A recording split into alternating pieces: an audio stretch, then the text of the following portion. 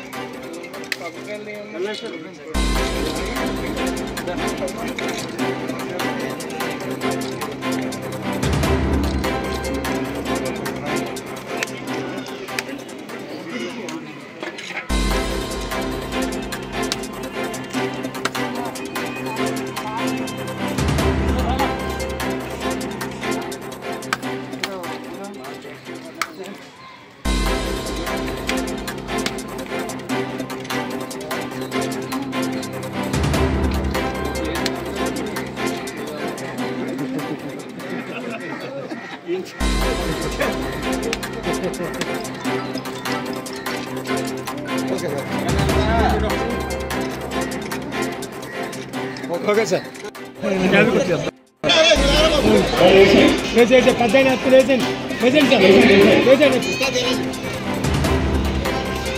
నిజంగానే మా ఆలోచన ఉంటుంది కుల ధృవీకరణ పత్రాలు అవ్వట్లేదని ఆ సమస్యను కూడా ఆర్డీఓ తోటి ఎంఆర్ఓ తోటి మాట్లాడి అన్ని కూడా చేయించే విధంగా ఇప్పుడు కూడా నేను అడిగాను అవుతున్నాయా లేదా అంటే కొంచెం లేట్ అవుతుంది కానీ అవుతున్నాయన్నారు. ఖచ్చితంగా వాళ్ళందరికీ కూడా కుల ధృవీకరణ పత్రాలు వచ్చే విధంగా మన పోరాటం ఉంటుంది.